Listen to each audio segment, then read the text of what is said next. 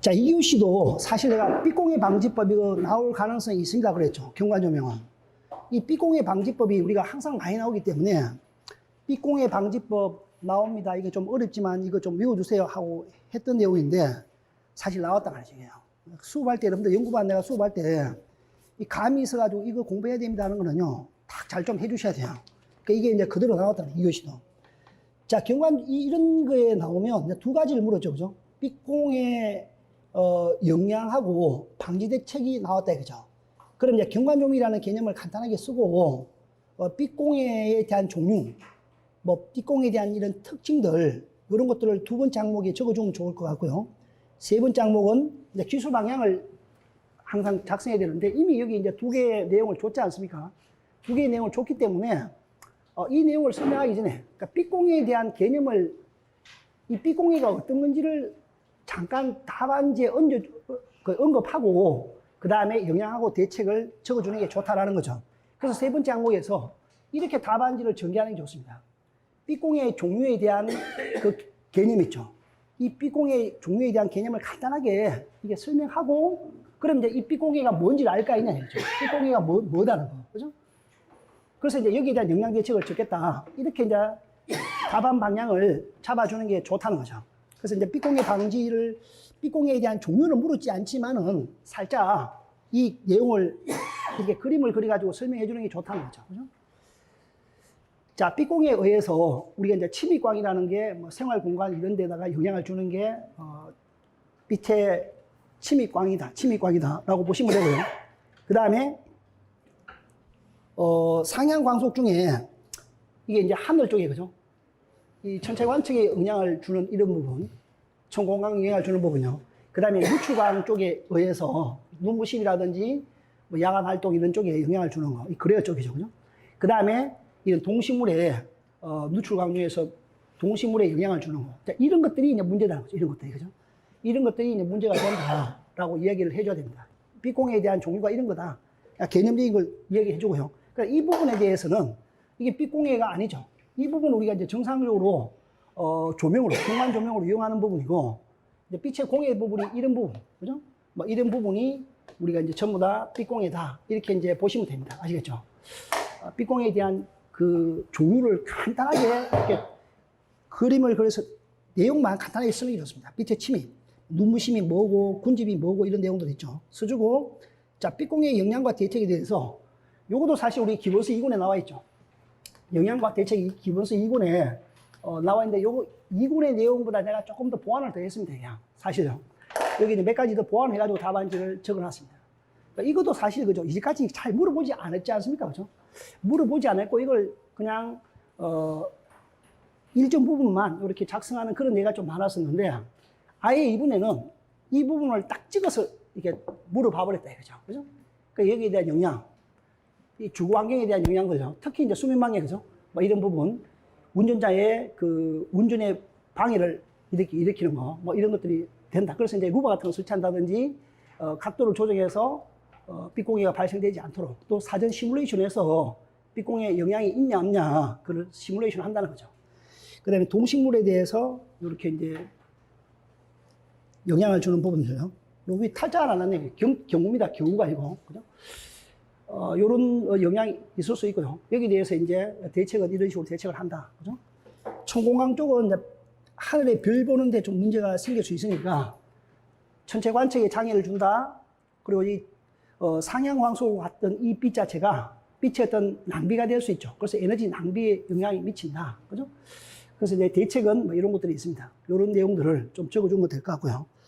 그 다음에 이제 요거 외에도 삐공해 방지 대책으로 이런 것들을 조금 적어주면 좋은데 이 도표를 이루기가 상당히 힘들단 말입니다. 과거에 적었습니까? 그러니까 이걸 적을 때는 사실 테크닉을 좀 발휘해야 돼요. 이걸 적을 때는요, 만약에 지금 이걸 딱 적기 힘들잖아요. 이걸 적을 때 이렇게 이어두면 됩니다. 예를 들어서요, 조명기구 이건 이럴 수 있잖아요. 조명기구죠. 조명기구에 대해서는 우리가 이제 평균값, 그죠? 그러니까 1쪽에서부터 이걸 이렇게 해야 되죠. 이걸 다 못 이으면 이걸 이제 이렇게 해버리면 됩니다. 예를 들어서. 자, 조명기구가 있죠. 그죠? 장식 조명기구가 있습니다. 예를 들어서요. 여러분, 이거 다 못 이오면 이런 식으로요. 자, 우리가 이제, 평균값하고, 평균값, 여기 이제 조명환경관리구역, 그죠? 조명환경관리구역. 이렇게. 1에서 4종이죠. 그죠? 이 4종에 대해, 이 평균값 기준, 평균값 기준. 이걸 다, 일일이 다 못 이오면 이렇게 퉁쳐버리면 된다. 평균값 기준 50, 그러니까, 칸델라 퍼 메가 제곱이죠. 니트네, 그죠? 50니트. 그 다음에 여기서부터 얼마까지입니까? 5에서부터 25까지가 5에서요. 5에서부터 25죠. 요렇게 이어버리면 되죠. 평균값 기준으로. 그러니까 최대값 기준으로요. 요거는 평균값 기준. 아시겠죠? 그 다음에 최대값 기준으로. 이거를 못 이오면 이렇게라도 답안지를 던져야 돼요. 아시겠죠? 자, 평균값 기준에는 20에서부터 300이죠. 그죠? 그러면 20에서부터 300까지, 그죠? 칸델라 퍼 메다 제곱, 니트입니다. 이렇게. 아시겠죠? 이렇게 던져버리면 이오기 쉽잖아요. 이렇게 이오면서 한두 개라도 최소한 적을 수 있잖아요. 예를 들어서 뭐 장식 조명기구 또는 여기 이제 뭐 오개물 광고 조명도 마찬가지죠. 오개물, 그죠? 두 번째 오개물. 오개물 이제 이게 정광유, 빛이 나오는 이제 그런 광고물이죠. 여기 이제 빛 나오는 광고물 있지 않습니까? 야간에 보면 막 선전한다고 막 그 빛 나오는 그런 광고물요. 이것도 마찬가지입니다. 여기는요, 평균값 기준이에요. 평균값 기준. 그죠? 그러니까 이것도 이제 평균값 기준으로, 평균값 기준, 그죠? 뭐 똑같은 조명 환경 관리 이 구역에 대해서 여기 이제 평균값 기준으로 얼마가 제일 많습니까? 했어요. 50이죠. 그죠? 50에서부터 제일 큰 게, 1500이죠. 그죠? 50에서부터, 예를 들어서 이 1800, 3000이, 얼마죠? 1500 맞나요? 1500. 이런 식으로. 이런 식으로 여러분들이 이렇게 이제 적어버리면 끝나잖아요, 이렇게. 아니, 못 읽을 때는. 이걸 일일이 도표로 내가 도저히 읽을 자신이 없다. 그러면 이렇게라도 이렇게 외워두고 있어야 된다, 그죠? 아시겠죠? 이거 나타나는 이제, 이 문제에 대해서는 이거 상세히 못 외우더라요. 장식 조명 기구에 대해서 우리가 이제, 평균값, 최대값, 휘도 기준이 있다. 휘도 기준이요. 그 다음에 오개 광고물 역시도 정광유 광고물이죠. 요 밑에 또 보면 오개 광고물 중에서 그 밖에 조명기구 두 가지가 구분됩니다. 오개 광고물요. 여기에 대해서 요거는 이제 최대값 기준으로 50에서부터 1000 그죠? 칸델라 퍼 제곱미터 요 범위까지의 휘도 기준 범위가 있다. 요렇게 이제 퉁치고 넘어갈 수도 있다 이거죠. 그죠? 그러니까 이런 기준이 되어야만이 빛에 대한 공해가 방지될 수 있다라는 거죠. 그죠? 이런 것들요. 그러니까 이런 것들도 간단하게라도 답안지에 넣어주는 게 좋다라는 겁니다. 자, 연직면 조도도 마찬가지죠. 연직면 조도도 동일한 방법으로요. 오개 광고물 조명기구에 대해서 최대값 기준으로 뭐 여기서 그죠? 10에서 25 칸델라 여기는 이제 럭스로 되어 있는 럭스로 그죠? 자, 이렇게 럭스 기준으로 여기 수직면 조도니까 연직면 조도니까 수직면 조도 똑같은 말이죠. 이런 기준으로 요런 어떤 그 조도 기준값이 있다 정도만 알고 계셔도 되겠죠. 작성해도 됩니다. 자, 그렇게 해서 이제 빛공해 방지법에 대한 부분을 설명해야 될 것 같고요. 여기도 필수적일 것 이렇게 낫겠네요. 자, 보십시오. 빛공해 이것도 항상 답안지에 결론은 반드시 적어야 됩니다. 결론은요. 아시겠죠? 답안지를 적어놓고 결론을 이렇게 맺지 않으면 이 합격 점수가 나오기 좀 힘든 그럴 수가 있습니다. 그죠? 반드시 이제 우리가 뭐 한 10명, 15명 안에 범위에 들어가려면 뭐 개요에 대한 내용을 한번 더 쓰든지 간에 나타내 결론을 꼭 작성해서 이 문제에 대한 마무리를 해야 됩니다. 그죠? 그러니까 빛공해에 대한 영향은 여기 이제 거주자에 대한 뭐 수면 방해뿐만 아니고 여기 이제 천체 관측하는 것, 즉 별 보기가 어려워지는 그런 부분 또는 동식물의 번식 능력 등에 악영향을 미친다. 그래서 이제 빛공해 방지법, 그죠? 이걸 철저히 준수해야 할 필요가 있다. 이런 것들이 필수적이다. 준수가. 이런 내용을 반드시 결론에 아니면 또 다른 내용으로도 결론을 또 내릴 수가 있습니다. 그러나 결론을 반드시 이제 작성해야 된다. 그죠? 자, 그런 내용을 끌고 가시면 되고요. 그러면 이게 좀 어려운 내용이었습니다. 조명 시스템에 대한 다음 사항을 설명하시오. 조명 경제의 정의, 경제성 평가법, 그 다음에 조명 설비의 보수 관리, 그 다음에 조명 제어 계획 시 고려사항. 요 조명 제어 계획 시 고려사항 요 부분은 요걸 우리 기본서 2권에 있죠. 요걸 기본서 2권에 있습니다. 요 문당 책자요. 요거 이제 2권에 나와 있습니다. 그대로 나와 있습니다. 이 부분이 지금 우리 어떤 책 차이도 없습니다. 그러니까 이 문제가 이제 어렵다는 거죠. 이런 경제성 분석, 이런 것들이 굉장히 어려운 내용 중에 하나입니다. 요거는 제 자료 있죠. 요 자료를 우리 이거 카페에다가 올려놓겠습니다. 카페에다가요.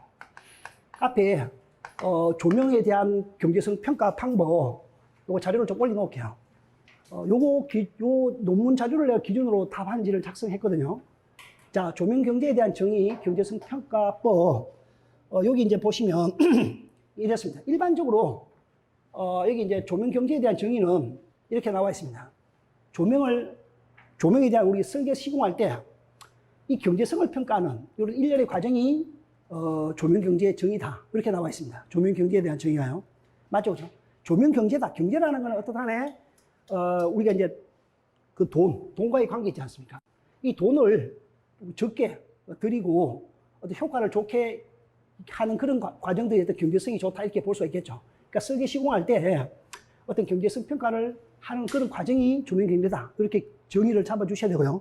이 평가법이라는 거는 이렇습니다. 우리가 LED하고 일반적으로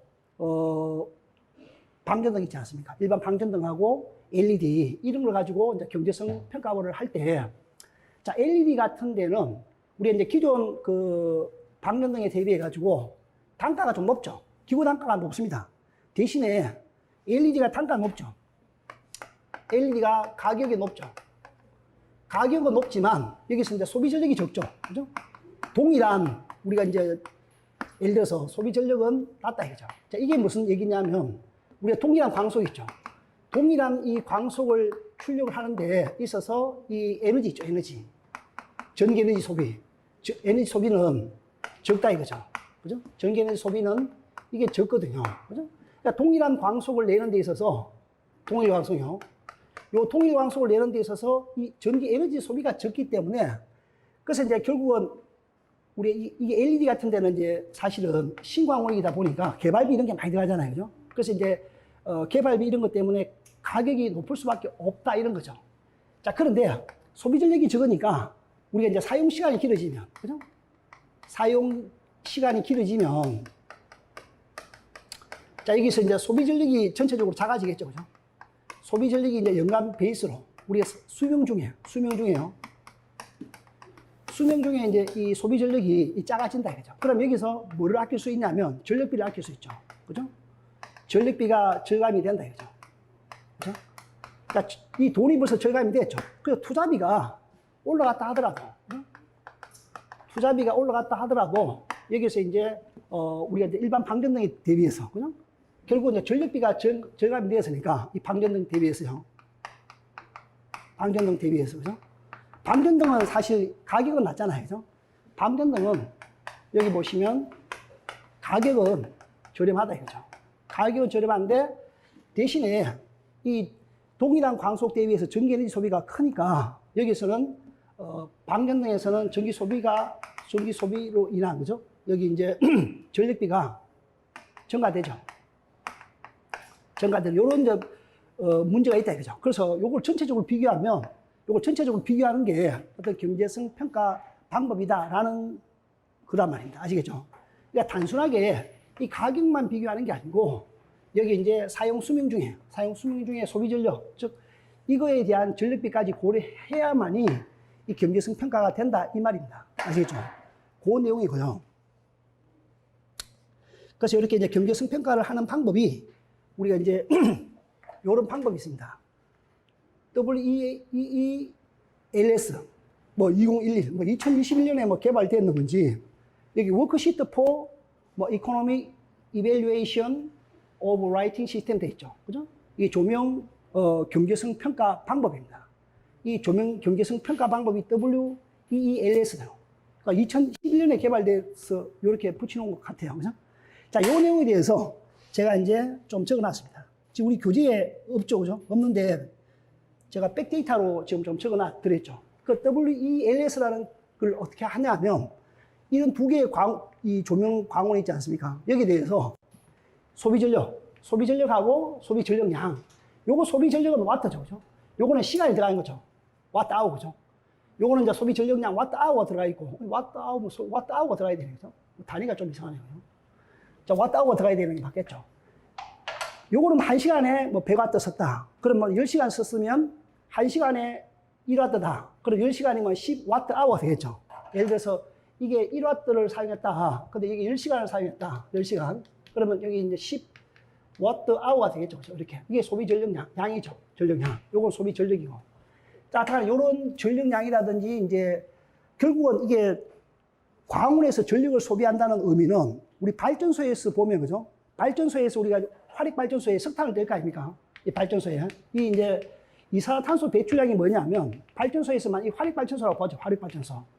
이게 수력이 아니고 원자력이 아니고 이게 화력발전소일 것 같으면, 그죠? 화력발전소에서 이 화석연료를 떼는 거죠. 화석연료. 화석연료를 떼어서 이제 CO2가 발생되잖아요. CO2가, 그죠? 화석연료 사용하니까. 그죠? 그러면 여기서 이제 CO2 배출량이 이제 증가가 된다 이거죠. 왜냐하면 이 발전소를 통해서 우리가 조명이라는 조명 부하를 우리가 사용하는데, 조명 부하를 사용하겠죠. 근데 아까도 말씀드렸지만 이 와트, 그죠? 여기 이제 전기 에너지 대비해서 이 광속 자체가, 그러니까 이 소비 전력이 작을수록 동일한 광속이 되어서요. 동일 광속이 되어서. 그러면 이제 이 소비 전력이 작다는 건 그만큼 여기 발전소에, 화력 발전소에 우리가 발전소의 발전량을 작아도 되겠죠. 발전량이, 그죠? 이 발전량이 작다. 즉 다시 말하면 CO2 발생을 억제하는 그런 거에 대한 계산도 가능하다는 거죠. 여기 이제 소비 전력을 통해서. 아시겠죠? 그 CO2 배출량까지도 이렇게 이제 계산이 가능하고, 이 WELS 2011이라는 이런 그 조명 경제성 평가 방법이, 아시겠죠? 그 다음에 이걸 통해 가지고 또 이제 우리가 뭐를 알 수 있냐면 이 LED하고, 그러니까 CO2 절감 이걸 통해 가지고, 그죠? 이 제품이 우리가 이제 환경 친화적이냐? 그럼 CO2 발생이 적으면 환경 친화적인 제품이 되는 거죠. 맞죠? 만약에 소비 전력량이 많다고 그러면 비환경 친화적이다. 즉, 환경 친화적이지 않는 제품이다. 이런 거를 우리가, 선택할 수 있는 부분이 되고, 에너지 절감 이런 것도 가능하다는 거죠. 아시겠죠? 이런 걸 통해서, 아까 또 요걸 통해서, 그죠? 이걸 통해서 이런 게 가능하다. 아시겠죠? 그 다음 이걸 통해서 이 조명 경제성에 대한 평가 결과가 등기구별로 다 달라진다. 이런 형광등이나 LED를 가지고 요걸 적용했을 때 이 경제성 평가 결과가 다 다르게 나온다 이 말이죠. 아시겠죠? 왜냐하면 이 등기구 일반 형광등하고 LED에 대해서 여기 나온 광속, 수명 이렇게 다 다르잖아요. 이런 부분이. 이런 게 다 다르기 때문에 이런 데이터들을 집어넣으면 이 경제성 평가에 대한 결과가 달라지게 돼 있다라는 거죠. 아시겠죠? 막 그런 내용들이 WELS 2011이다. 그러니까 이 내용을 제가 조금 더 추가를 집어놨습니다. 이게 처음에 이 내용을 처음에 집어넣을까 말까 집어넣을까 하다가 처음에 빼고 내가 이 자료를 드렸거든요. 아무래도 이 내용을 조금 넣어두는 게 나을 것 같아가지고 제가 이제 학원에 자료 드린 것보다 이 부분을 조금 더 보완했고, 이 부분 제가 지금 카피해서 드렸죠. 그죠? 카피 드렸습니다. 참고를 하시고요.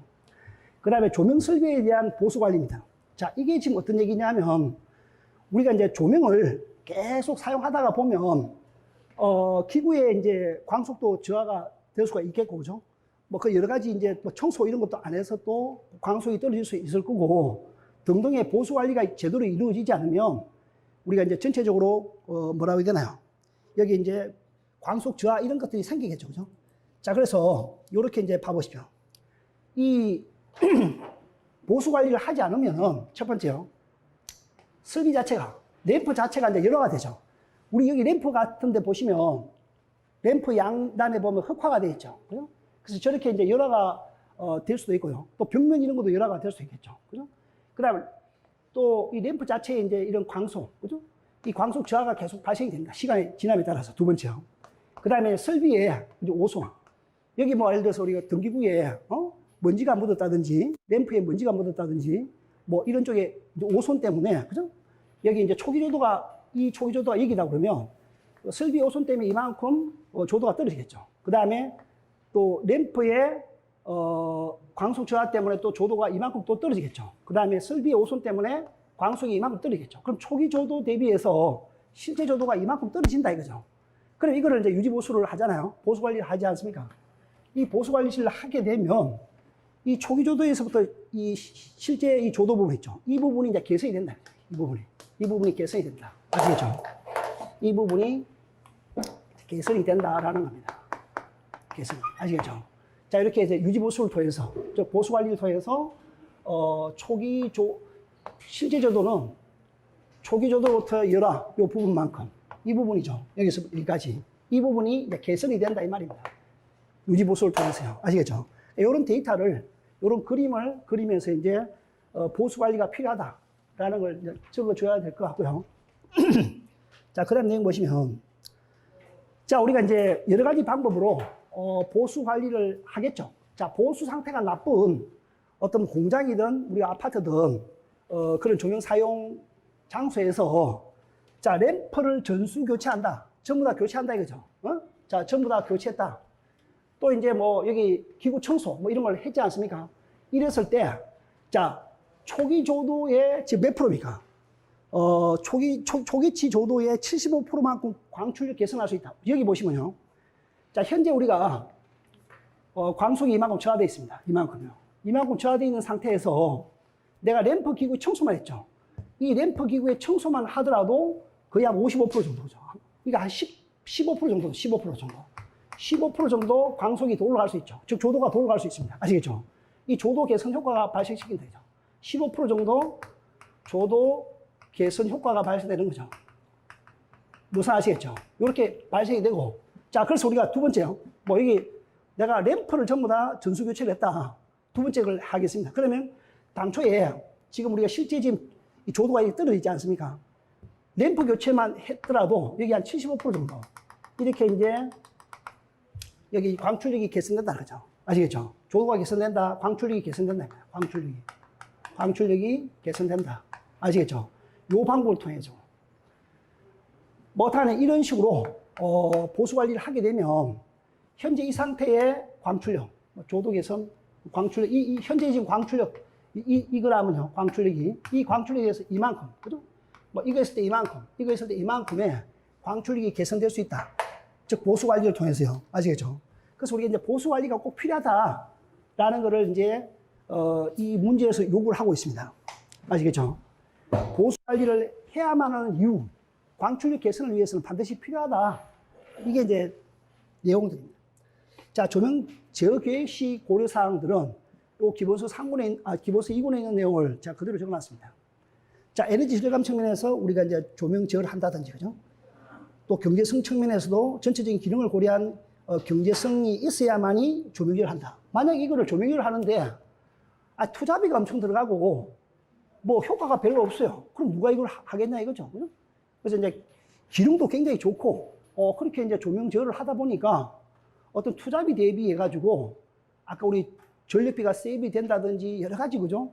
경제성이 있어야만이 조명 계획을 한다 이 말이죠. 그런 내용들을 좀 적어주시면 될 것 같습니다. 자, 결론도 이제 이런 식으로 적어주시면 될 것 같고요. 자, 결론은 다시 한번요. 자, 세 가지 지금 아이템을 물었죠. 지금 이제 이 문제를 보시면요. 이 문제 패턴이 최근에 지금 이렇게 지금 문제 패턴이 나오고 있다 이거죠. 지금 이렇게 나오는 패턴들이 계속적으로 지금 나오고 있대요. 예를 들어서 이렇게 딱 찍었죠. 이렇게. 빼도 박도 못하게요. 다른 내용 쓰지 말고 이 내용만 쓰라 이거죠. 이 내용에 벗어나면 점수 안 주겠다는 거죠. 무슨 알겠죠? 이런 문제가 어렵다는 겁니다.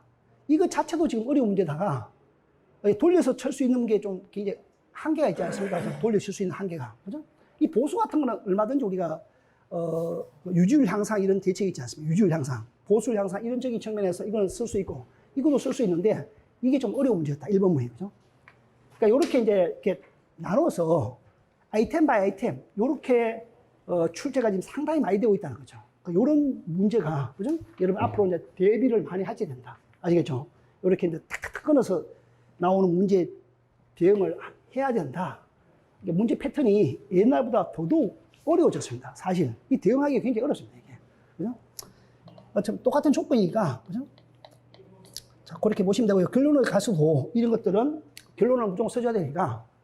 자, 경제성 평가 방법. 그 다음에, 조명 설비의 보수 관리, 조명 계획 시 고려사항. 이거 외에도 뭐 조명 에너지에 대한 절감 대책. 그죠? 그 다음에 LCC 대책 있죠. LCC 검토. 라이프 사이클 코스트. 그죠? LCC 검토. 이런 것들을 다각적으로 검토하는 것들이 필요하다. 우리 조명 설계 시, 조명 계획 시, 설계 시, 이런 부분 외에도, 뭐 이런 부분도 검토해야 된다라는 거죠. 전체적인 내용을 다시 한번 결론에 내주는 것도 좋은 방법일 것 같습니다. 결론은, 뭐 제가 이렇게 결론을 내봤으니까 여러분들도 나름대로 결론을 한번 내볼 수가 있습니다. 내보시고 이런 것도 다 디스커션을 해서 나중에 좀 더 좋은 그 결론에 대한 답이 될 수 있도록 생각을 해보는 것도 좋은 방법입니다. 자, 그 다음에 저압전로에 설치하는 전동기 보호용 과전류 보호장치요. 이건 우리 예상했던 문제입니다. 그죠? 예상했던 거 시험도 쳤는데, 사실 이제 요 부분 우리 책에 있죠. 요거는 우리 이제 기본서 책에 있습니다. 상권에도 있고요. 연구반 상권은 없나요? 연구반 상권은 있죠. 이 문당 상권에 있습니다. 문당 상권에. 문당 우리 그 상권 있죠. 상권에 보면 이게 나와 있고요. 이 보호장치 시설 방법, 요게 이제 사실 우리가 지금 정리를 좀 안 했던 부분이죠. 그죠? 요 부분은 우리가 이제 나온다고 이미 공부도 했고 시험도 다 쳤던 부분이고요. 이 부분까지요. 그죠? 3번, 4번은. 근데 요게 이제, 그죠? 조금 준비가 안 됐던 문제였다. 다만 이제, 자, 봐보십시오. 이 보호장치 구성은 세 가지로 구성이 될 수 있다. 그죠? 과부하 보호장치가 하고 탈락 보호장치 이 전용 차단기로 두 개, 이 보호장치가 두 개가 조합된 거죠. 조합된 타입. 그 다음에 요 탈락 보호용 차단기, 뭐 예를 들어서 뭐, MC10이라든지 뭐 이런 거, 뭐 A10이라든지 이거 빼고 휴저 같은 거죠. 요 휴저 같은 거, 요런 걸로 이제, 그러니까 AM 타입의 휴저죠. AM 타입의 휴저, 요런 걸로 가지고 과부하 보호장치 플러스 탈락 보호장치죠.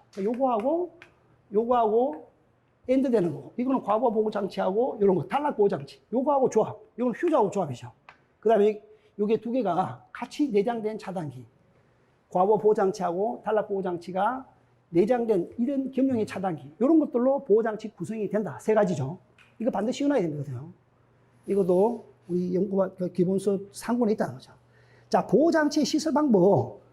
여기 보시면요. KS 기준이나, 생활용품 뭐 안전관리법, 요게 적용받는 것 외에는 KS 기준에 적합해야 된다. 뭐 이런 것들을 좀 외우기가 힘든 부분이 있는데, 다만 이제 요거보다는 요 밑에 세 개 내용을 받으셔야 되죠. 요게 이제 하이라이트입니다. 보호장치 시설 방법 중에는. 자, 이게 지금 무슨 소리냐면요. 이걸 여러분들이 말로 작성하는 것보다는 실제로 시험장 갔을 때는 이렇게 적어주는 게 좋아요. 다음에도 이제 만약에 시험을 치러 가지 않습니까? 갔을 때는 이렇게요. 자, 여기 이제, MC, 단락 보호 장치가 있습니다. 단락 보호 전용, 차단기가 있다고 보고요. 요 내용대로. 이거 이제 공부하실 때 그냥 말로 외우면 힘드니까 항상 그림을 딱 그려놓고 외우는 게 좋습니다. 그 다음에 여기 이제 마그네트가 있죠. 마그네트 컨택터가. 그 다음에, 밑에 보면 과부하 보호 계정기 있죠. 여기 이제 과부하 계정기가 있고요. 과부하 계정기가 요즘은 다 EOCR 많이 쓰잖아요. 그죠? EOCR, 그죠? 여기 이제 뭐 역상, 결상, 그죠? 그 다음에 과부하, 뭐 탈락, 그죠? 뭐 또 뭡니까? 역결과, 불평형, 그죠? 뭐 이런 거 다 되죠. 과전류이 들어와 있고요. 탈락 들어와 있고, 결상 들어와 있고, 역상 들어와 있고, 불평형 들어와 있고, 지락도 들어와 있죠. 지락, 그죠? 지락, 이런 기능 다 보호가 되죠.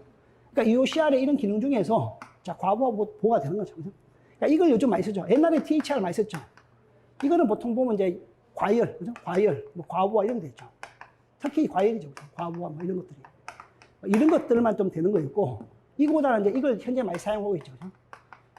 이 과부하 계정기라는 건 EOCR로 보시면 됩니다. EOCR로. 자, 이제 모터가 있지 않습니까? 이 전동기가 있다. 전동기가. 자, 보통 우리가 건축물 다 쓰는 게 유도전동기로 보시면 되고요. 자, 그래서 첫 번째, 이 과부하 보호 장치를 전자접촉기. 자, 마그네틱 콘택터를 썼단 말이죠. 이걸 썼을 때는 과부하 계정기를 반드시 붙여라. 그게 마그네틱 콘택터 사용 시에는 여기 이제 과부하 보호 장치, 그죠? EOCR 해서 과부하 보호 장치, 그죠? 이렇게. 과부하 보호 장치, 이렇게 시설, 이렇게 이제 적어 놓는 게 좋습니다. 아시겠죠? 이렇게. 이렇게 답안지를 다음에 이제 쓰실 때도 반드시 이제 암기를, 이렇게 이제 암기를 하셔야 돼요. 자, 두 번째요. 단락보호 전용, 차단기죠. 이 차단기를 우리가 이제 쓸 때는, 자, 이때는 반드시요. 뭐에 동작하면 안 됩니까? 기동 돌입전류에 동작하면 안 되죠. 기동 방식에 따라서. 이게 만약 지기기동이다. 지기기동일 때, 그 지기기동의 돌입전류는 보통 지기동 전류에다 1.5배 맥시멈 그죠? 그 돌입전류 따지죠. 그러니까 얘는 이제 기동 돌입전류에 동작하면 안 되죠. 돌입전류에 동작하지 않아야 되죠. 동작하지 않아야 됩니다. 자, 요런 단락 보호 전용 차단기를 반드시 이제 우리가 설치해야 된다. 이게 이제 보호장치 시설 방법이다. 그 다음에 휴지 있죠, 휴지. 이게 만약에 단락 보호 전용 휴지라고 그러면, 이 단락 보호 전용 휴지라고 그러면, 휴지는 이게 이제 좀 이우기가 힘든데, 그죠? 다는 못 이우더라도, 예를 들어서요, 한 2개 정도, 이 정도는 암기하고 계시면 좋겠죠. 다음에라도, 전격전류의 4배다. 그러면 60초 안에는 용단되지 않습니다. 전격전류의 4배의 전류가 흘러갔다. 그죠? 용단이 안 되고, 그죠? 불용단 시간, 용단 시간이 없다고 되어 있죠. 근데 이제 전격전류의 6.4배가 흘러버리면, 여기가 용단 시간이 60초 이내에서 용단이 된다. 아시겠죠? 1분 이내에 용단이 된다. 한 요 정도, 그죠? 뭐, 한 요 정도나, 한 요 정도까지 유두시도 좋겠죠. 이 정도, 그죠? 요 정도. 뭐, 다는 못 외우더라도, 최소한의 어떤 암기 정도는 하고 있는 것도 좋습니다. 그죠? 휴지니까, 그죠?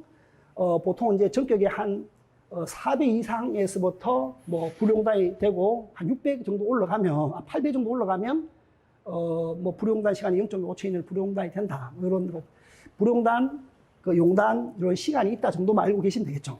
이렇게 이제 시설 방법에 대해서 다음에라도 이제 암기를 해야 되는데, 이 문제는 사실 출처가 어디냐면요. 이게 처음 나왔죠.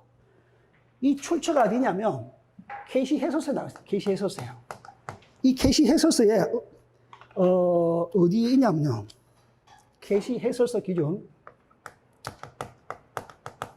이 문제가, 이 출제자가 어디에서 내냐면, KC 해설서에 KC 211에 63, 이 코드 있죠. 여기 지금 그대로 나와 있습니다. 4가지 항목. 여기에 보호장치 구성이 딱 나와 있고요. 그 다음에 보호장치 시설 방법이 딱 나와 있고, 여기 전격전류 선정하는 게 딱 나와 있고, 단락 보호장치 차단기에 대한 선정 방법 4가지 다 나와 있습니다. 아시겠죠? 이 기준에. 요 규정에 보시면 4가지가 그대로 나와 있으니까, 뭐 이거는 이제 나중에 KC 해설서를 제가 뭐 책 판매하는 건 아닌데 절대로요. 우리 기술사를 합격하기 위해서 KC 해설서를 공부할 필요가 있다라는 거죠. 그죠? 거기에 이제 시설 방법, 이 단락 보호장치가 다 나와 있답니다. 과보 보호장치도 마찬가지요. 자, 보호장치 전격전류 선정할 때는, 전동기 같은 데는 이제 그 기동 방식이 어떠냐에 따라서 이제 전격전류가, 차단기 전격전류가 다 다를 거 아닙니까? 아까도 말씀드렸지만요. 여기 이제 차단기가 있다, 이거 차단기가. 자, 차단기가 있고, 여기 마그네트가 있고, 아까 열동이, 과부하 계등이 있고, 모터가 있지 않습니까? 그럼 여기 이제 전전압 기동을 한다. 이 전전압 기동할 때 기동전류가 가장 크잖아요, 그죠? 이 기동전류가 이제 가장 크다, 이거죠. 가장 크니까, 이제 돌입전류가 여기서 가장 크겠죠? 돌입전류도 가장 큽니다. 돌입전류 역시도 가장 클 수밖에 없는 게, 이 기동전류 자체가 크니까, 이 기동전류 1.5배를 보통 잡아서 돌입전류로 우리가 보지 않습니까? 그죠? 자, 다음에 이제 이 전격전류를 구한다 이거죠. 과보 보호장치에. 보호장치에 이 전격전류. 자, 이걸 잡을 때 어떻게 잡냐면, 자, 봐보십시오.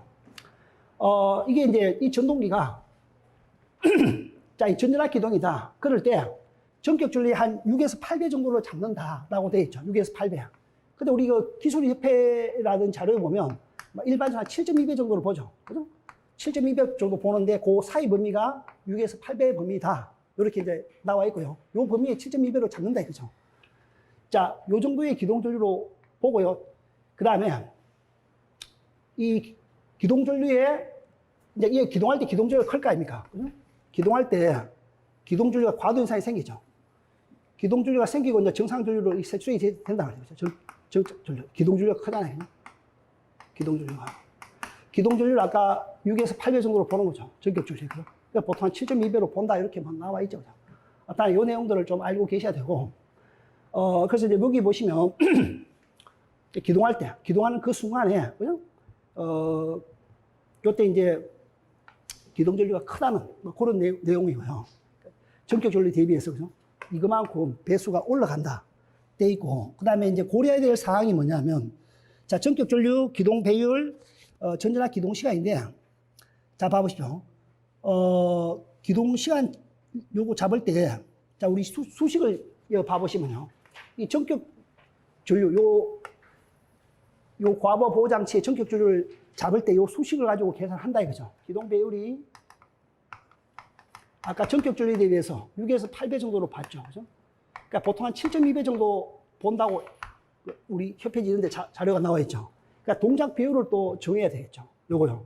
그러니까 요걸 잡을 때, 이걸 어떻게 잡냐면, 자, 봐보십시오. 밑에 이제, 요 차단기 이제 동작 특성 곡선 있지 않습니까? 요 동작 특성 곡선에서 여기 이제 동작 시간, 요 최소 동작 시간을 이제 정한다 이거죠. 그래서 이제 이 기동 시간에다가 여기 이제 고려될 시간이 봐보십시오. 요거 잡을 때 보호장치 최소 동작 시간 설정하는 거. 요거 설정할 때 어떻게 되냐면, 전전압 기동할 때 기동 시간을 기준으로 여기다가 가산해야 되는 게 얼마냐 하면, 여기 이걸 기준으로 다시 얼마를 잡습니까? 요 TM을 기준으로 잡고 다시 TM을 기준으로 0.5에서 1배를 잡는 거죠. 그죠? 요걸 잡는데 요걸 이제 가산을 하겠다 이거죠. 요 이제 보호장치 최소 동작 시간을 아시겠죠? 요 보호장치 최소 동작 시간을 여기 이제 전동기 기동 시간에다가 전동기에 기동할 거 아닙니까? 이거 기동하죠. 기동 시간. 이 기동 시간은 사실은 누구한테 알아봐야 됩니까? 예, 누구한테 알아봐야 되죠? 이거는 기계 설비 메이커한테 말해야 돼요. 기계 설비하는 사람들한테요. 기계 설비하는 사람한테 이 모타 있지 않습니까? 모타. 야, 모타 어디 기동하는데 기동 시간 얼마야? 이쪽에 물어봐야 돼요. 그러니까 전기하는 소에 물어볼 수가 없습니다.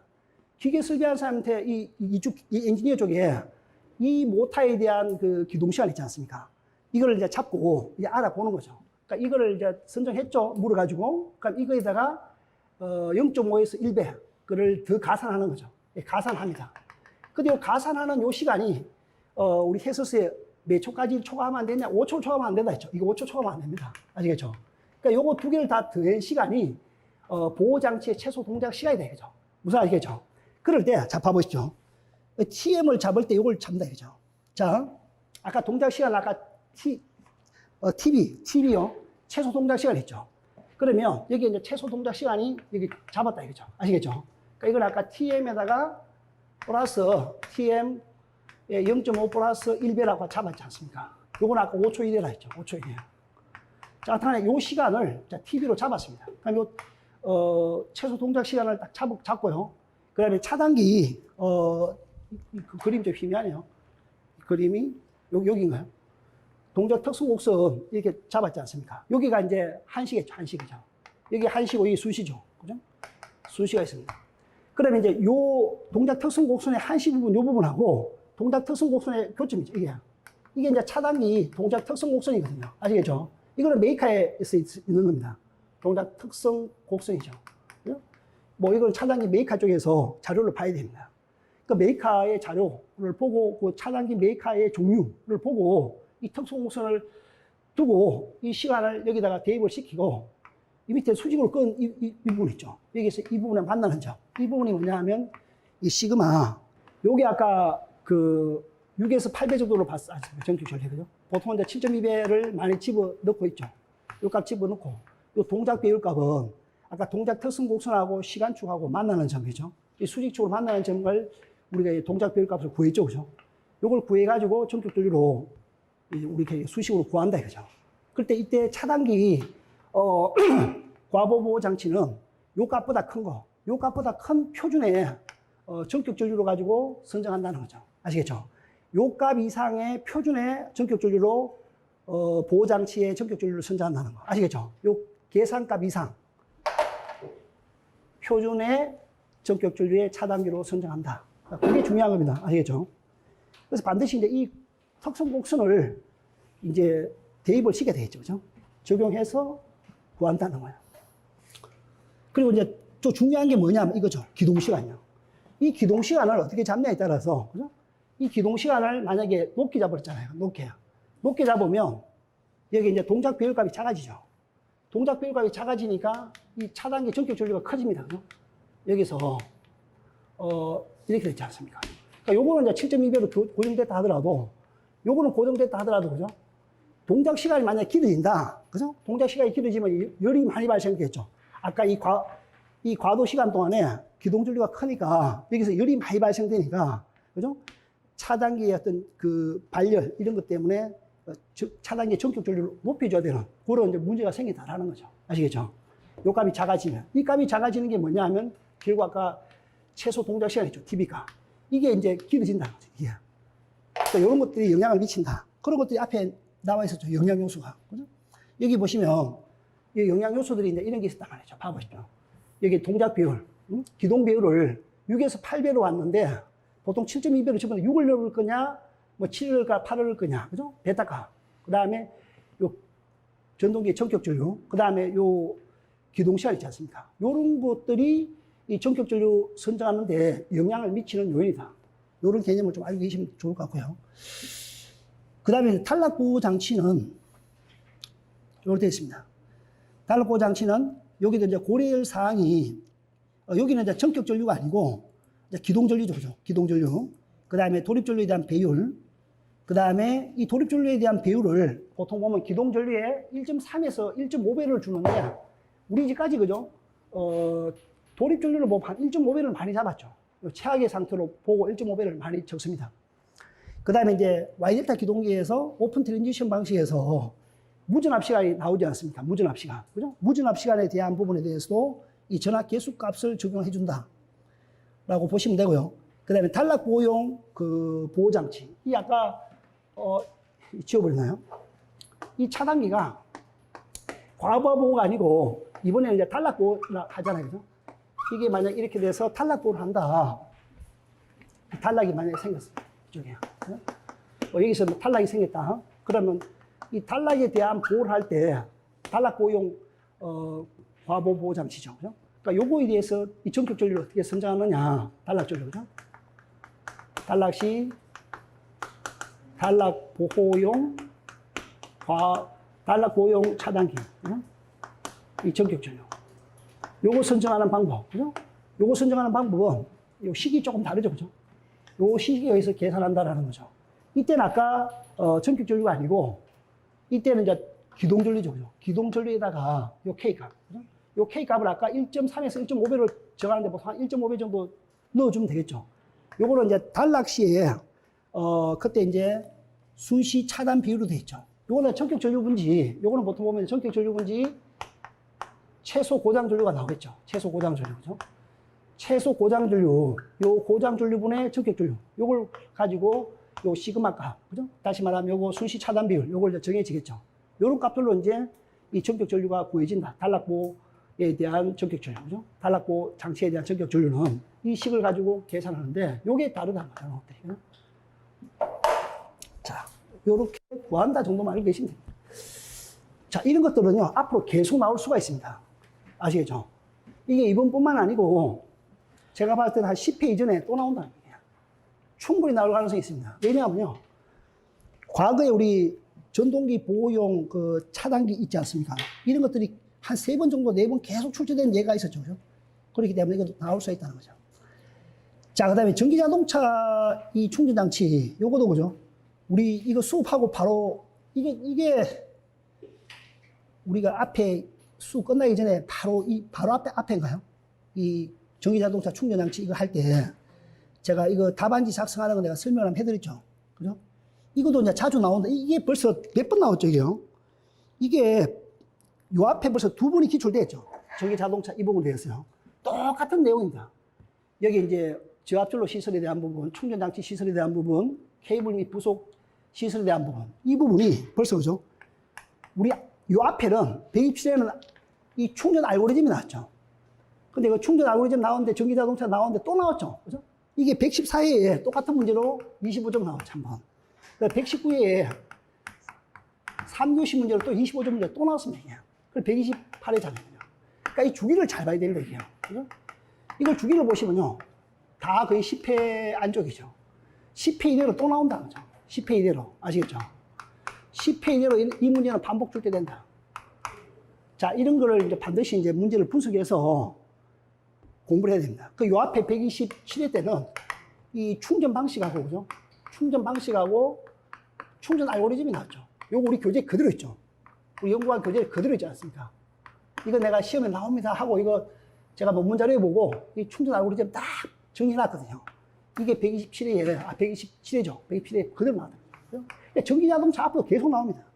왜 그러냐면요. 지금 전기자동차가 대세지 않습니까? 그죠? 사회적으로 대세이기 때문에, 요거는요, 여기 이제 기준대로 쓰지 않으면, 그죠? 채점이 딱 정확하죠. 이 기준대로 쓰지 않으면 점수를 좀 제대로 받기 힘들다라는 거죠. 그렇기 때문에 출제자도 채점하기 굉장히 좋은 거죠. 그죠? 그리고 단순하게 좀 암기를 해야 되는 그런 문제고, 자요. 자, 계획에서 보면 전기자동차에 대한 개념을 간단하게 적어주는 것입니다. 그죠? 전기자동차를 왜 우리가 이렇게 서두르냐 하면 지구온난화죠. 결국은 그죠? 자, 이런 것 때문에 우리가 전기자동차를 한다. 또 피크 억제 이런 부분도 있죠. P2G 같은 거죠. 파워 투 그리드 같은 거. 응? 그런 것들, 뭐 이런 걸 통해 가지고 피크 전력을 억제한다. 지구온난화를 방지한다. 그죠? 뭐 이런 걸 통해서 이제 전기자동차가 전 세계적으로 이렇게 이제 공급이 활발하게 이루어지고 있는 이런 추세다. 그죠? 구성도를 간단하게 봐보시고요. 그 다음에 이제 이 저압 선로 시설에, 물론 제가 이렇게 좀 압축을 시키긴 하는데, 요거 내용 적을 때는 제가 이렇게 적으라 했죠. 이런 걸 적을 때 단순하게 이렇게 적지 말고, 이게 이제 저압, 선로 시설 이렇게 되어 있지 않습니까? 그러면 첫 번째 적을 때 이제 전용의 계피기죠. 이렇게. 이렇게 적어가지고 이걸 전용의 계피기 내용을 적으라 하시죠. 전용의 계피기 내용 적고, 그 다음에 두 번째 내용에 여기 이제 휴즈 같은 거 들어가 있으니까, 그죠? 여기 이제 옥내 시설 저압 배전기구, 그죠? 요 내용에 대한 내용들 이렇게 좀 적어주면 되겠죠, 그죠? 그 다음에 세 번째 여기가 뭐죠?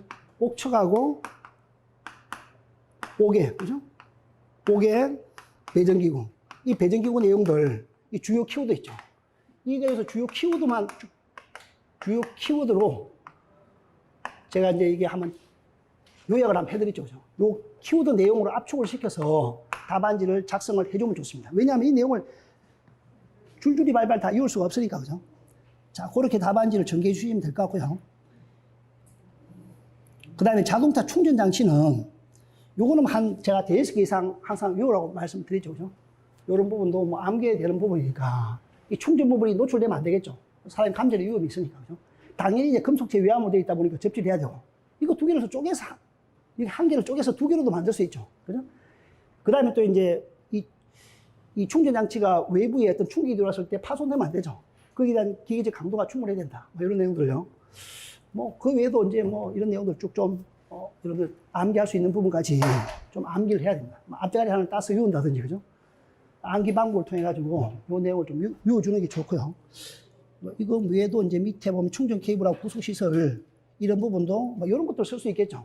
그러니까 쉽게 얘기하면 이 충전 케이블을 접속을 시키면 안 되겠죠, 그죠? 완스팡에 대한 케이블, 그러니까 이 중간에 접속이 되지 않는 그런 케이블을 써야 된다라는 거죠.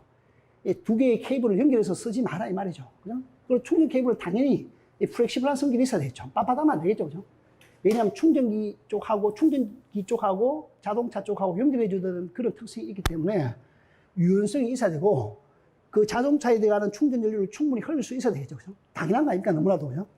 막 그런 내용들이고, 케이블 길이는 너무 길면 안 된다, 그죠? 카플레이에 대한 기준도 있다. 그런 내용들 좀 적으시면 될 것 같고요.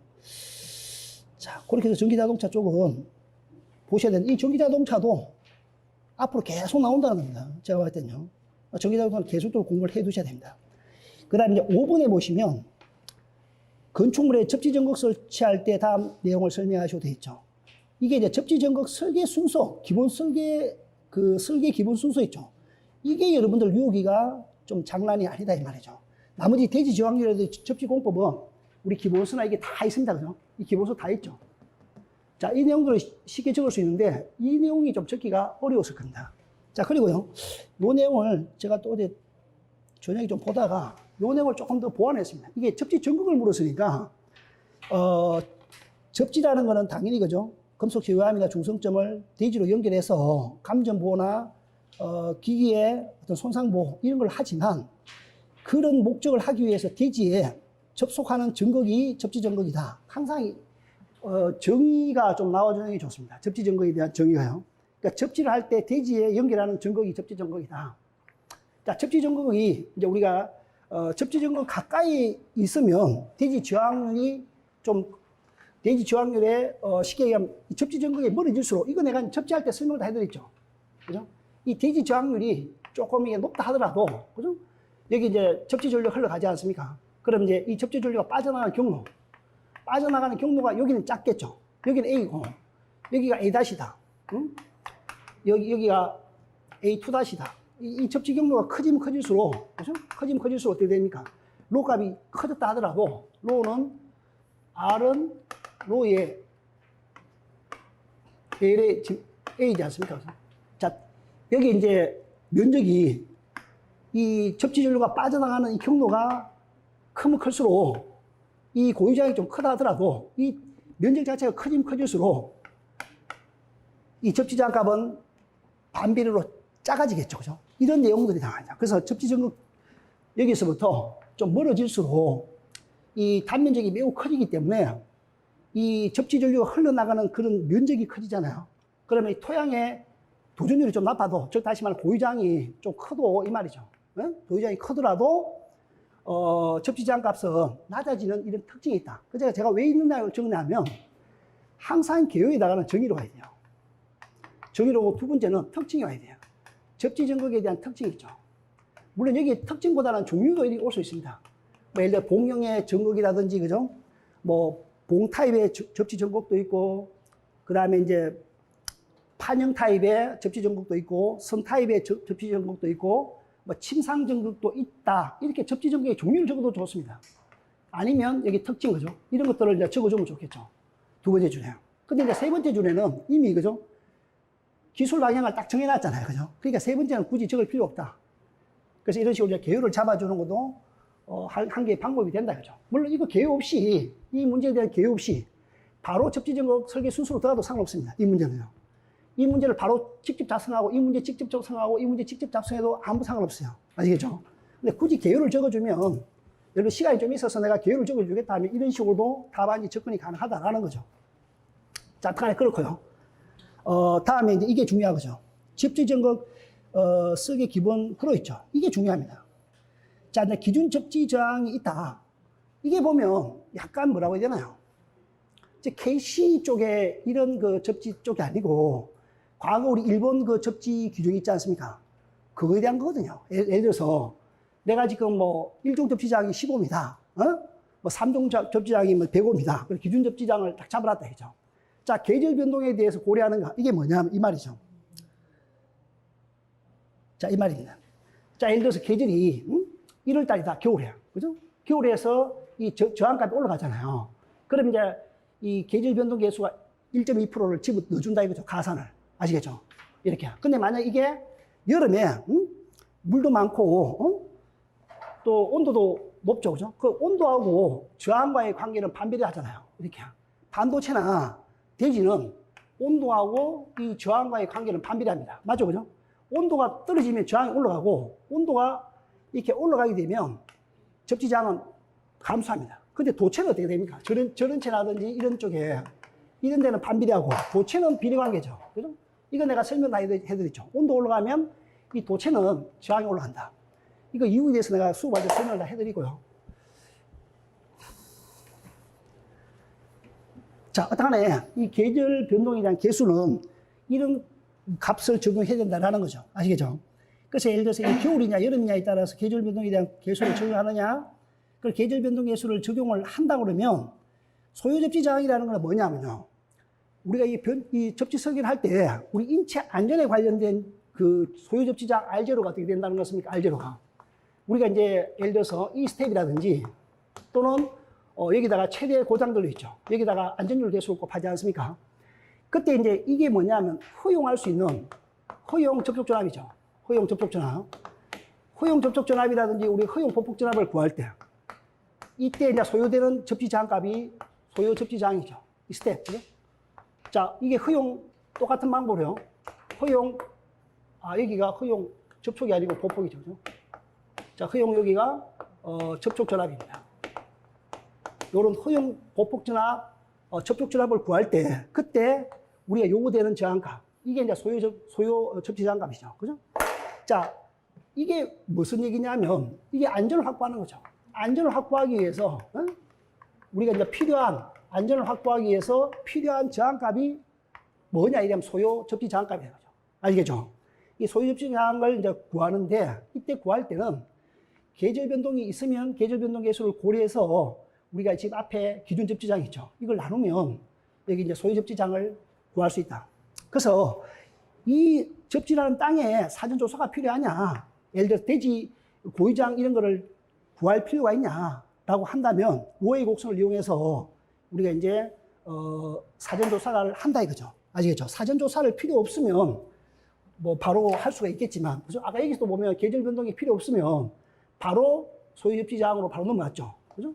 그 다음에 여기도 이제 사전 조사가 필요하면 로의 곡선을 이용하고 만약에 사전 조사가 필요 없으면 바로 이제 접지 공사에 대한 접지 데이터 베이스로 가지고 바로 이제 대지 저항률 이게 결정이 돼버린 거죠.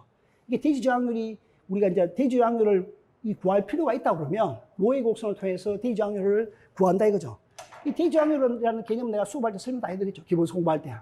이 지층 자체가 한 개의 대지 고화유 저항률로 구성되어 있지 않다. 지층 표면을 내려가 보면 지층이 다양한 지층으로 이루어져 있다 이거죠. 그죠? 지층 자체가 다양한 지층으로 이루어지기 때문에 여기 이제 뭐 A다, A다, A1이다, A2다 이렇게 되지 않습니까? 대지 지층별로 여기 이제 대지 저항률이 다 다르다 이거죠. 이걸 시뮬레이션 한다든지 또는 계산에 의해서 우리가 이제 로 값을 우리가 구할 수 있겠죠. 평균 대지 저항률을 그죠? 그렇다 이제 이런 로의 곡선을 통해 가지고 대지 저항률을 우리가 이제 구한다는 겁니다. 아시겠죠? 저기에서 이제 대지 저항률을 구하면 대지 저항률이 나오면 뭐 접지 저항 값은 바로 알 수 있겠죠. 로는 LA니까 그죠? 이 대지 저항률 이거 구하는 게 힘들다는 거죠. 그죠? 로는 그죠?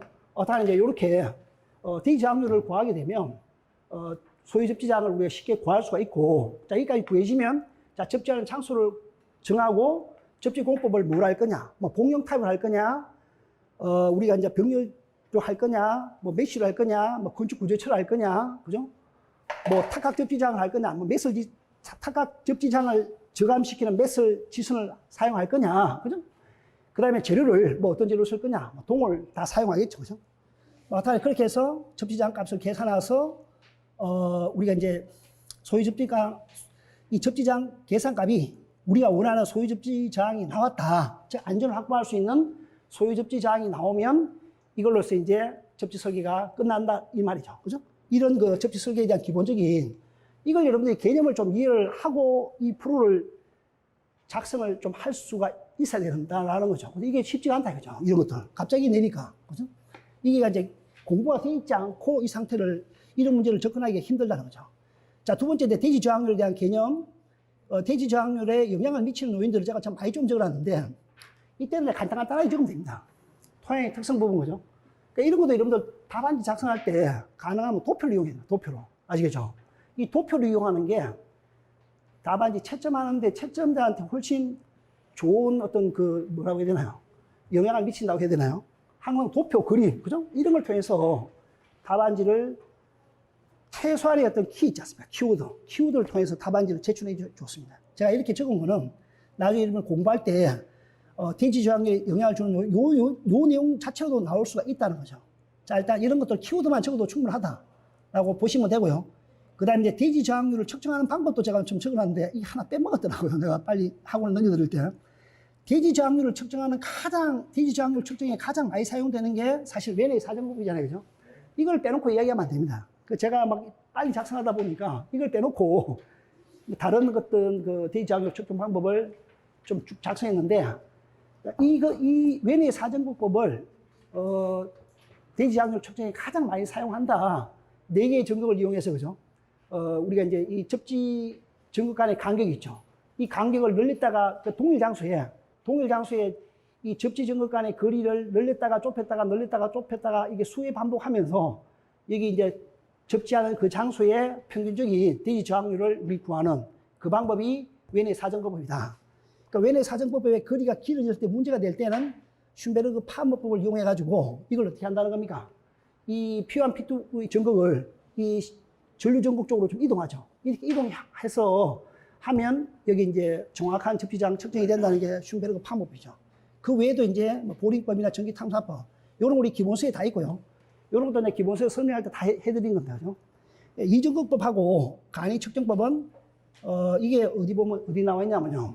이복희 교수님 그 접지 그 책자에 나와 있습니다. 이건 이복희 교수님 책자에 나와 있죠.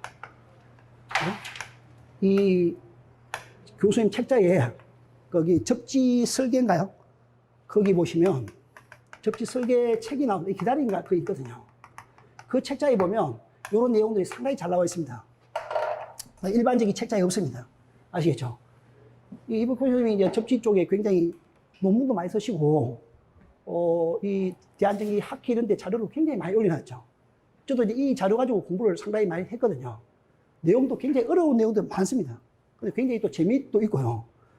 보면 하여튼 그런 내용이 다 나오고 있습니다. 자, 이런 내용을 좀 적어주면 되고요.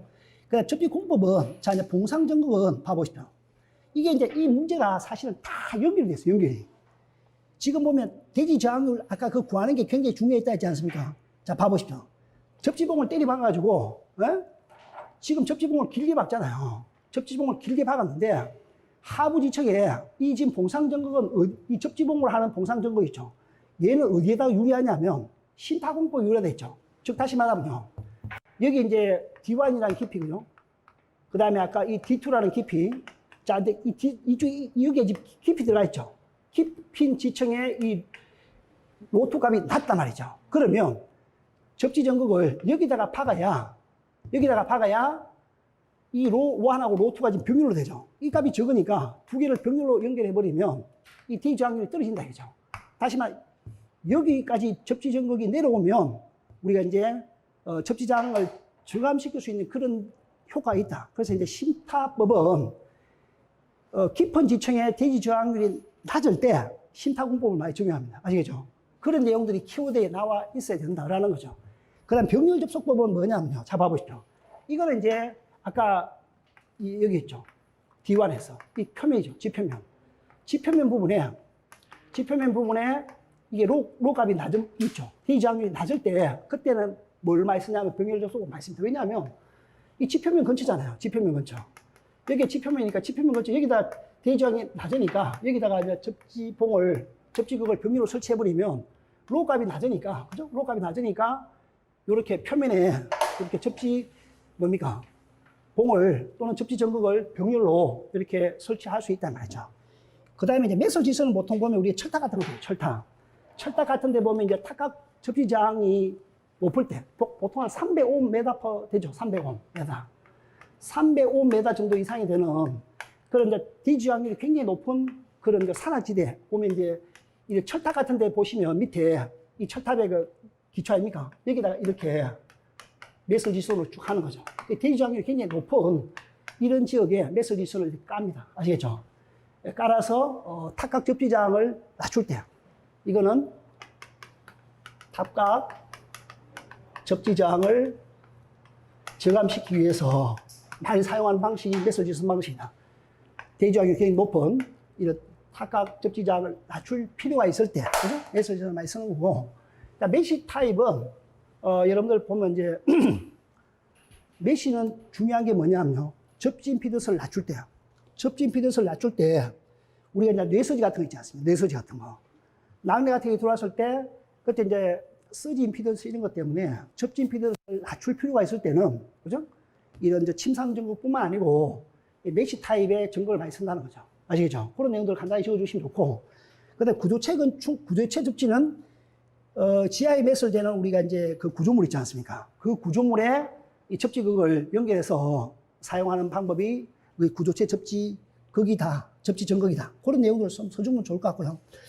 자, 있던 이런 문제도 전체적으로 문제가 연결되어 있는 문제입니다. 접지 전극의 설계에 대한 기본 순서, 대지 작용률, 접지 공법, 이런 것들이 그 해당 접지의 그 용도, 규모에 적합하게 이 접지 설계가 이루어져야 된다는 거. 이런 것들로 이제 결론을 몰고 가시면 됩니다. 아시겠죠? 그 다음에 맨 마지막으로요. 접지장 측정 중에서 전위강압법에 대해서 물었는데, 자, 전위강압법도 우리가 많이 쓰지만, 접지장을 측정하는 방법 중에서 이제 우리가 그 후구메다로 가지고 쓰는 방법도 있고요. 우리 한전 배전계통에 그 중성선 있지 않습니까? 중성선. 그 한전 그 다중접지계통에 그 우리 보면 한 50m 간격으로 이 전주별로 거기 이제 중성점에 접지가 되어 있지 않습니까? 그때 이제 그 전류를 이 후구메다 있죠. 우리 CT 뭐죠? 전류계 같은 거. 이런 거 가지고 쟤는 후구메다가 쓰지만 일반적으로 우리 그 건축물에서는 이것도 많이 쓰죠. 전위차계법도. 제가 옛날에 현장에서는 이것도 많이 썼습니다. 겨울에. 항상 우리 접지장을 측정할 때는 겨울에 씁니다. 겨울에. 아시겠죠? 왜냐하면 그때 온도가 가장 떨어지니까, 온도가 가장 떨어질 때 접지장 값이 가장 크게 나온단 말이죠. 그러니까 최악의 조건에서 항상 접지장을 체크한다. 이런 것들이 이제 답안에 좀 들어가는 게 좋습니다. 아시겠죠? 그러니까 일반적으로는 뭐 변전시 설계한다든지 그럴 때는 보통 이제 전위강압법 뭐 이런 것들을 많이 쓴다. 뭐 대규모 건축물이라든지 뭐 프렌트라든지 이런 쪽에 접지장 측정할 때는 이 전위차계법을 일반적으로 많이 쓰지만 간이로 측정하는 이런 방법도 있다로 제시를 하셔야 되고요. 그러니까 접지장을 왜 측정하느냐라고 하면 접지장을 측정하는 이유들을 간단히 적어주는 게 좋습니다. 그러니까 접지장 값이 너무 크게 됐을 때, 고장 전류가 흘러갔을 때, 그때 이제 전위분포곡선, 즉 전위 경도가 클 때, 그때 이제 접촉전압이나 보폭전압 이런 게 컸을 때 인체 안전에 문제가 될 수 있죠. 그죠? 이게 허용 보폭전압, 허용 접촉전압 이상의 전압으로 접촉이 됐을 때, 그죠? 이때 이제 인체 감리라든지 또는 기기 내전압보다 높은 전압이 들어갔을 때 기기 손상 이런 게 문제가 되기 때문에 반드시 우리가 접지장을 측정해야 된다. 접지장을 측정하는 이유는 뭐냐면 이 접지장 값이 계절별, 그죠? 온도별로 계속적으로 변하기 때문에 최악의 조건에서도 안전하게 사용할 수 있는 그런 접지장인지 여부를 확인하기 위해서 이 접지장을 측정한다 이렇게 보시면 되고, 이 측정 방법은 한 3가지 정도가 있다 이렇게 보시면 됩니다. 아시겠죠? 자, 전위강압법 물었으니까 전위강압법 이렇습니다. 여기 이제 이 주 접지 대상이죠. 여기 이제 주 접지극입니다. 우리가 측정하고자 하는 대상이죠. 측정 대상이죠. 우리가 이제 접지장을 측정하고자 하는 접지 증거기 여기 있단 말이죠. 그죠? 여기에 지금 접지장 값을 내가 얼마인지 지금 체크를 하고 싶다 이 말이죠. 아시겠죠? 그럴 때 이제 여기 이제 P극하고 C극을 박아가지고 여기 이제 어떻습니까? 전류를 집어넣어 주는 거죠. 집어넣어 주면 여기 이제 저항값이 있잖아요. 대지에, 그죠? 대지에 저항값이 있고 이게 전류가 흘러가니까, 그죠? 여기 이제 전위가 이렇게 뜬다 이거죠. 그래서 이제 요걸로 인해 하면 요 전압이 여기서 요 P극하고 요 E극 사이에 전압이 뜨니까 요 접지 전류 값을 알 수가 있죠. 그래서 전류를 집어넣어 주는 거니까. 그래서 우리가 접지장 R은 여기 E극하고 P 사이의 전압에다가 여기 흘려준 전류를 나눠버리면 이 접지장을 측정할 수 있는 것들이 뭐냐면 전위강압법이다. 이 전위강압법에 대한 개념을 적어주시면 될 것 같고요. 자, 전위강압법에 대한 이제 두 번째는 뭐냐면 전위분포 곡선을 물었죠. 그죠? 자, 그러면 여기 이제 전위분포 곡선은 이렇게 됩니다. 여기 이제 E극하고 P극 사이에, 그죠? E극하고 P극 사이에 이 간격이 충분히 넓어가지고, 여기 이제 발생되는 이 거리가 충분히 넓어서 여기하고 여기 사이에, 여기 이제 사실은 이제 전압이 뭐 이렇게도 그릴 수 있고, 그죠? 보통 일반적으로 이렇게 많이 그리죠. 이렇게. 이렇게 해서 이렇게 이제 되죠. 그죠? 이렇게 그리는 걸 잘라버리는 거죠. 이게 잘라가지고 이 부분 잘라버리는 거죠. 이 부분 잘라버리고, 이 부분 잘라버리거든요. 아시겠죠? 이 부분 잘라버리니까 이 부분만 남습니다. 이렇게. 아시겠죠? 원래는 여기 다 있는 거예요. 아시겠죠? 여기 있는데 그냥 잘라버려요. 잘라버려요. 잘라버려요. 아시겠죠? 잘랐다. 이래 보면 이거하고 P극이 충분히 넓게 되어 있잖아요. 그러면 E극에 흘러간 이 전류에 의해서 이제 전위가 뜨겠죠. 여기도 이제 전위가 뜨겠죠. 이 전위가 서로 간에 이제 간섭의 영향이 없을 때는 이렇게 이제 평평한 부분이 나온다. 이제 평평한 부분이. 그죠? 그래서 이제 이 전위 분포가 이게 간섭의 영향이 주재할 때 이렇게 평평한 부분이 나온다. 이게 이제 전위 분포 곡선을 그리면 이제 이 수직 쪽으로 이렇게 밑에 그림해 보시면요. 여기가 이제 전류 분포 곡선이죠. E극하고 C극 사이에 여기 이제 전류를 아까 집어넣어 줬잖아요. 그죠? 그러니까 아까 우리가 이제 E극하고 C극 사이에 전류를 집어넣어 줬으니까 그 전류 분포 곡선은 이렇게 나온다. 점선처럼요. 전류분 보고서는 이렇게 지금 나오고요. 전류분 보고서는. 아시겠죠? 자, 전류분 보고서는 이렇게 나옵니다. 그 다음에 전류분 보고서는 이렇게 나온다는 거죠. 등전이 선은. 그죠? 등전이 선은 이렇게. 등전이 선이 이렇게 이제 형성된다라는 겁니다. 이게 이제 등전이 선이죠. 등전이 선이 있고, 아까 전류분 보고선 이거다.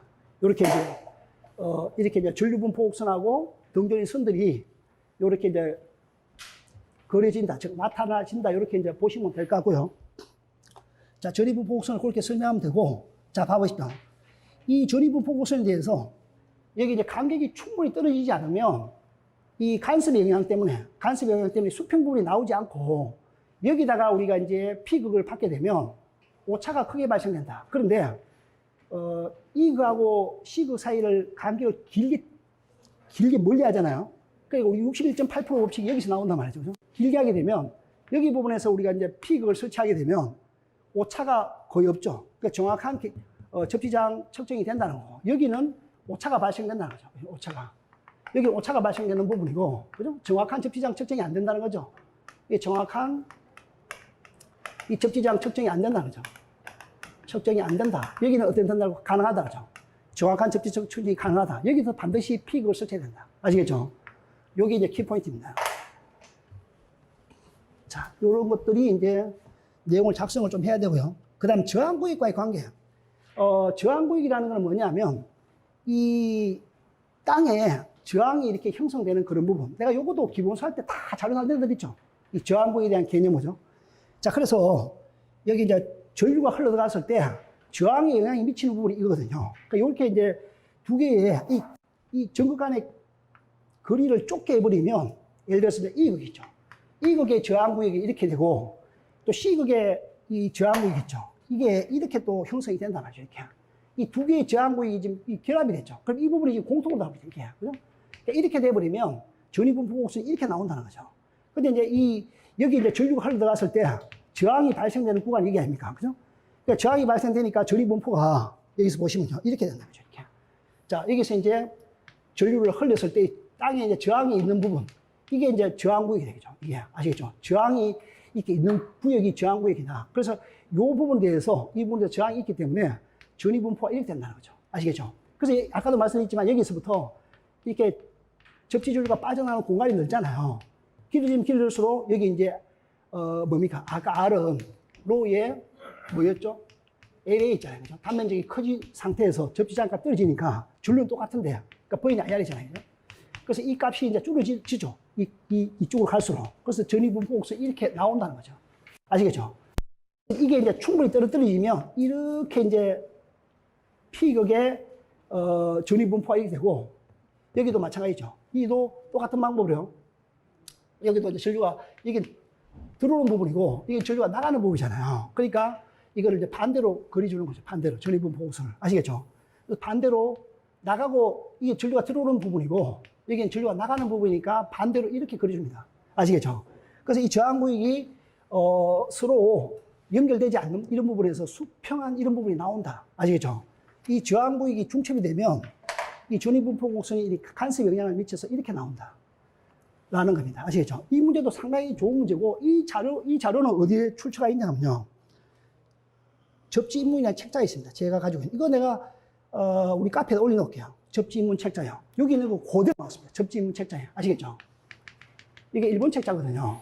그러니까 이걸 내가 할 때 보고, 아, 이게 옛날에 그 공부하셨던 뭐 교수님이나 기술사분이 이번에 냈구나. 접지인문 책자가 있거든요. 이게 어디 있거냐? 오음사건입니다. 오음사거든요. 요거 내가 카페에다 올려놓겠습니다. 우리 카페에다가요. 아시겠죠? 요 책자가, 저항구역이라든지 이런 거에 대한 기본적인 내용들, 뭐 웬의 사정법, 그죠? 로의 곡선들, 뭐 이런 거 상당히 잘 나와 있습니다. 일본 책자거든요. 근데 걔들이 잘 만들었다는 게 아니고, 내용 자체가 좀 이해하기 좀 쉽게 깔끔하게 잘 만들어놨습니다.